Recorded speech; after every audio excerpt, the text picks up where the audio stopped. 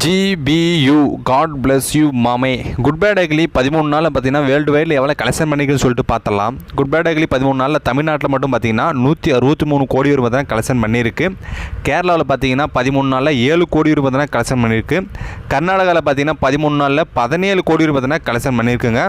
ஆந்திர பிரதேசம் தெலுங்கானாவில் பார்த்தீங்கன்னா 13 நாளில் 9 கோடி ரூபாய் தான் கலெக்ஷன் பண்ணியிருக்கு. ரெஸ்ட் ஆஃப் இந்தியாவில் பார்த்தீங்கன்னா 3 கோடியே 98,000 பார்த்தீங்கன்னா கலெக்ஷன் பண்ணியிருக்கு.